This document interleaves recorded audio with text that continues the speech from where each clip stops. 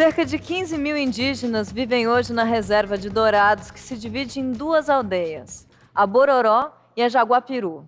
As etnias Guarani Kaiowá e Terena ocupam um território de 3,5 mil hectares. A reserva foi demarcada em 1917 com o objetivo de confinar, eu disse confinar, os indígenas até que eles estivessem prontos para ser integrados na sociedade. A partir da década de 70, a soja e o agronegócio começaram a fechar o cerco na reserva, e apenas uma parcela do território original permaneceu com os indígenas. Vamos conhecer essa história, um pouquinho mais dessa história, aqui no nosso telão.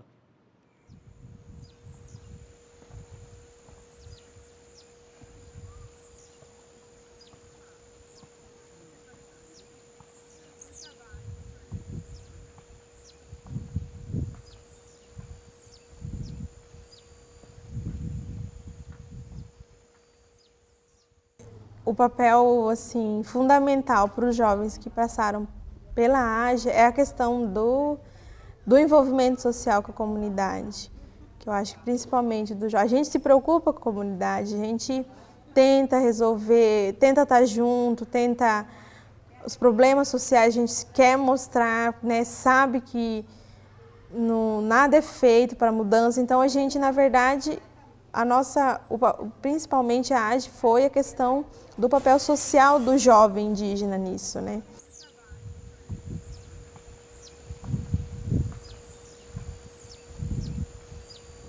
Ninguém se preocupava com a situação social dos jovens, ninguém se preocupava com se eles estavam sofrendo, os problemas, como é que nós vamos fazer isso. Hoje já tem uma preocupação voltada com a classificação jovem indígena. Antes era mulher, criança e idoso, né? Agora não. E o jovem?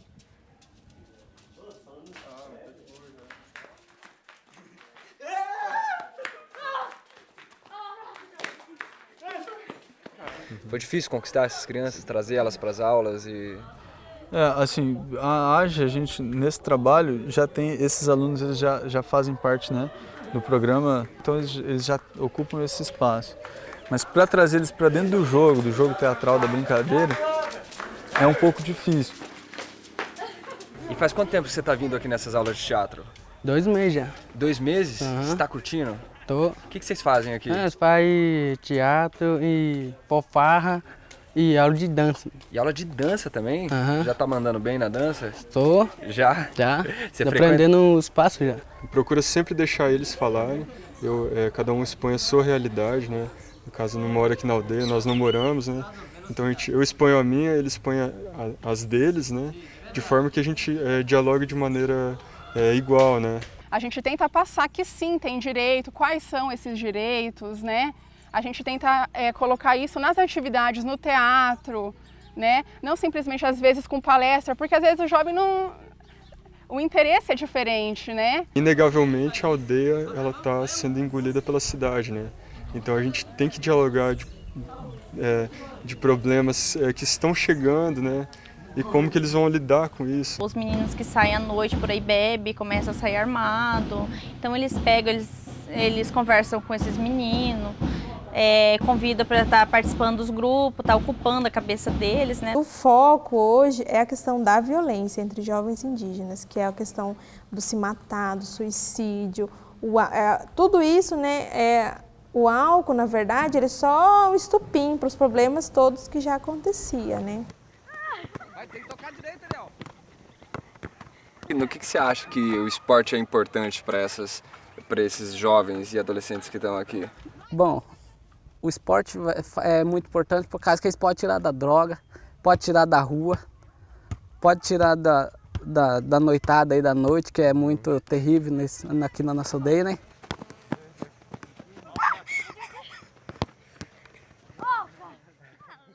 Indianara, qual que é o principal conflito entre vocês e os fazendeiros hoje? A gente tem lutado pelos nossos tecorrás, que são territórios tradicionais dos Guarani, dos Terena e as etnias. Então, a gente vem tentando retomar os territórios tradicionais que foram dos nossos antepassados, né? Como foi mostrado. Dourados foi o confinamento, então ali não era um território tradicional, foi confinado ali. Então, a comunidade vem tentando retomar os territórios. Mas como o Estado, Mato Grosso é um Estado ruralista, então é conflito. A mídia local também influencia muito. E a mídia está geralmente do lado De quem banca, né? Que são os ruralistas. Então, Entendi. Então a Entendi. AGE, os meios de comunicação, a gente tem mostrado isso, né? Mostrado o nosso lado. Se você pegar jornal assim, local, né? Jornal impresso, já chamaram os indígenas de selvagens, truculentos, né? Mídia local. E isso é muito grave. Então, nós estamos tentando mostrar o lado nosso também, né? Porque a gente não está tentando pegar uma coisa que não é nossa. É um território do nosso antepassado. Então, o conflito hoje é muito acirrado porque o Estado ele não vem tentando dialogar com os dois lados. Ele se retira simplesmente, né? Há uma omissão, né? Isso, há uma omissão do Estado, né? E os ruralistas, os indígenas ficam se peleando, né?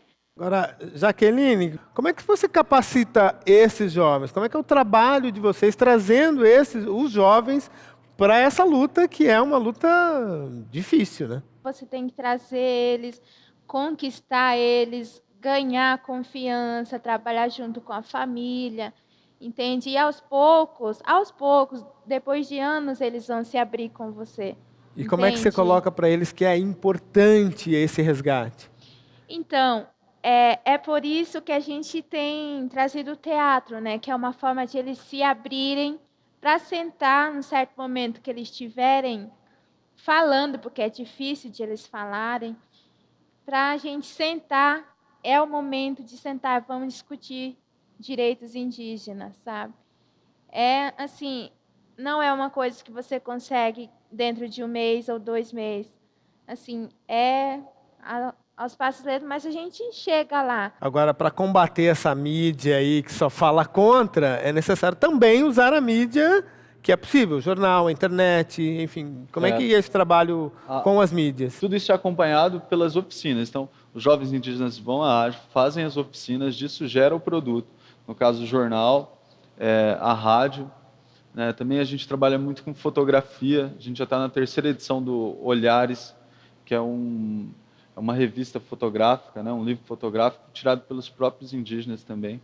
Então, eles vão, enfim, passa-se as principais técnicas de fotografia e aí eles vão com as máquinas fotográficas para casa, leva isso e fotografia com os olhares dele, isso gera também um produto, né? Segundo o IBGE, 73 mil pessoas se autodeclaram indígenas no Mato Grosso do Sul, dado que faz o Estado ocupar o 2º lugar no ranking de maior densidade populacional de indígenas do país.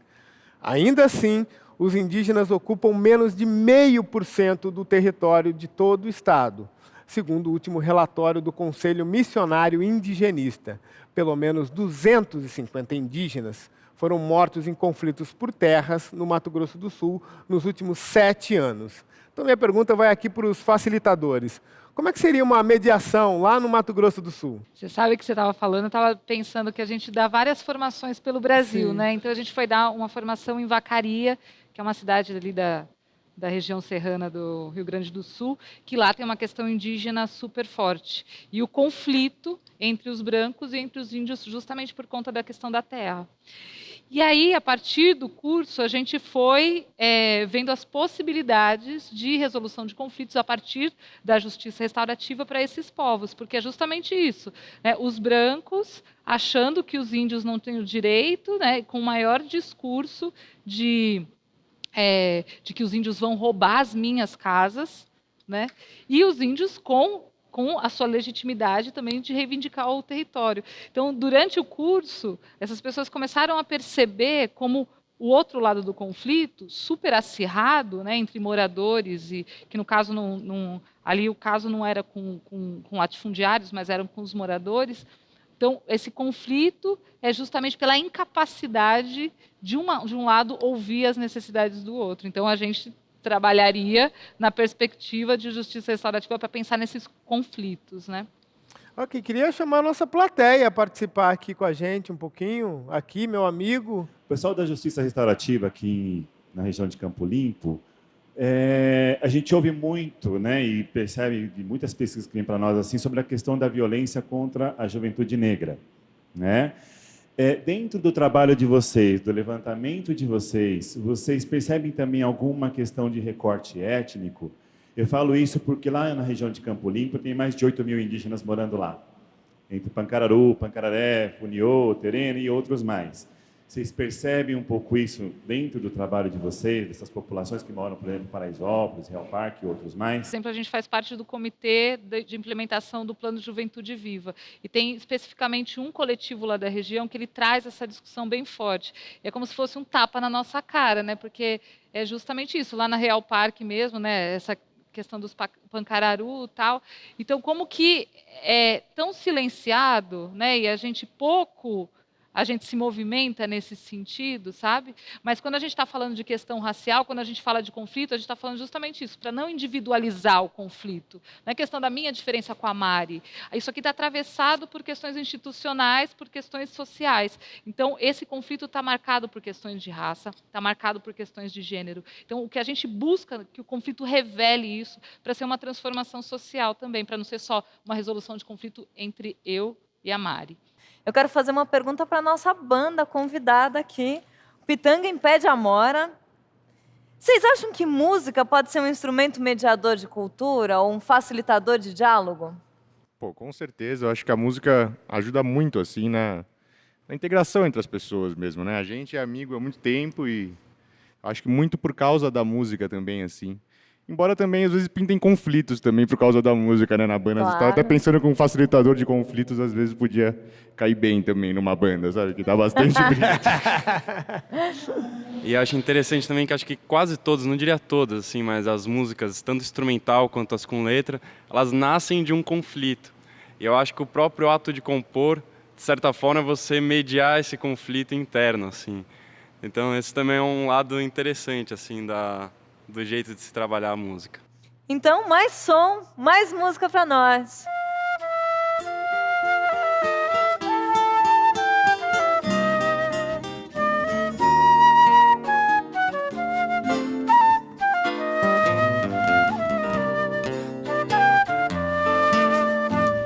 Eu parto desse chão que é parte do que eu fui, é parte do que eu sou.